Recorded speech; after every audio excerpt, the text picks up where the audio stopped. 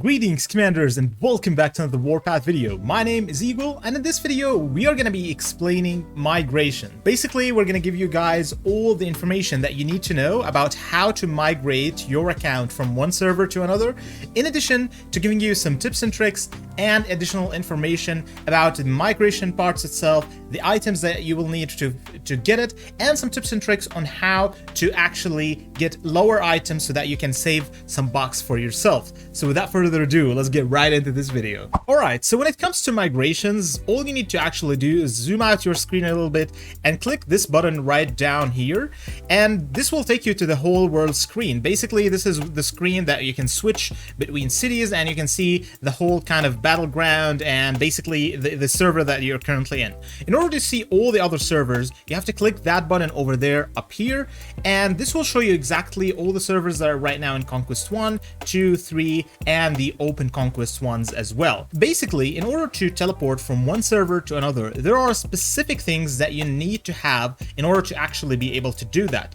Now, there are two things mainly in order that you need to have. The first thing is actually the server itself being open to migration, and this highly depends on the server status. So that means that newer servers are not open yet, so you have to wait until they are open so that you can actually migrate. This makes sense because new players in that server can't afford to have someone who's like 100 million just joining their server while they are just kind of 10 million averaging power over there. This is the main reason in order to maintain balance of powers across servers. The second thing that you should have is some conditions, which are basically right over here. The second condition is basically reaching command center level 25, which is fairly simple, and you can see also when is the server is going to be open as well in this timer over here. So for instance, the server is going to be open in 10 months and 17 days, which is a lot considering that it's kind of like a new server. But that makes sense because these servers have to actually go into this kind of like multiple phases in order to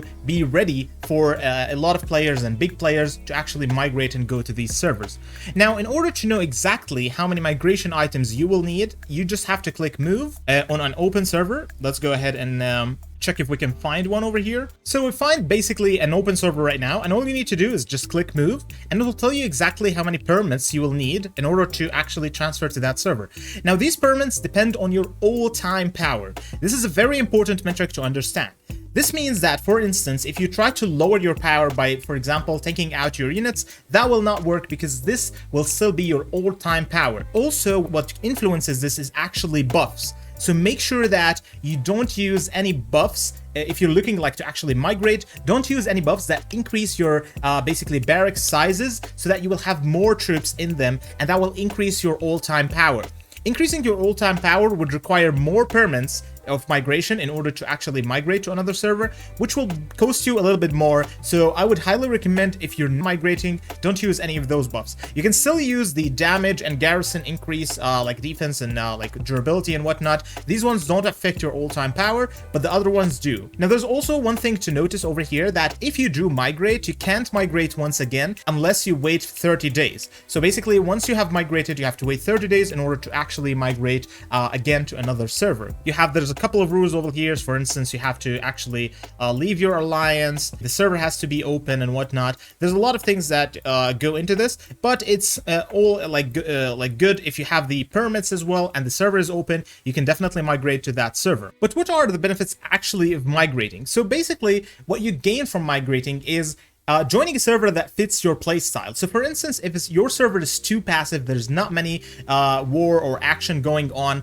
so you can definitely go to another server that has more action and more wars, and this will actually make you like have much more fun at the game and play with like-minded people as well. There's also another thing that is very important. Migrating basically gives you a new journey. You have a lot of players to get to know and a lot of new playstyles that you have actually to accommodate with and adapt with as well. So this gives you like a new experience to the game. It helps you out a lot in basically getting to know the game more. I'll be probably like thinking about this whole thing for a while right now, and definitely you will need a lot of permits to actually do that. Now, these permits, they go up as your all-time power. So the higher your all-time power, the more permits you will need in order to migrate. They cap at 70 permits, but they might actually be lowering that very soon. So keep an eye on that if they actually lower it, so that you would know exactly how many you would need. But if you want to know just for your account, then you can do exactly as we did right now, and you will know the exact number without any problems, depending on your power. I don't have the exact cheat for these migrations because, as we said, they might actually change very soon. But hey, you can always know that when you want to migrate, you can know exactly how much you need, and based on that, you can get those. Now, you can get those from multiple sources, either from packages, or you can get this as well from the Alliance store, which basically provides those for a specific price. And as you can see, you can get those for 10,000 contribution points. These refresh on a weekly basis, so you can get 2 per week. I think it's actually hard to get 20,000 per week, but hey, if you manage to do that, or you have accommodated them over a long time, then you can. This is a good source for you guys to actually get those migration commands. Anyways, this was a quick video for you guys to give you like some sort of hints and whatnot about migration. If you have any questions, please leave them in the comments section below. I'll definitely get back to them as soon as possible. Thank you so much for watching, and we will definitely see you on the next video. Bye bye.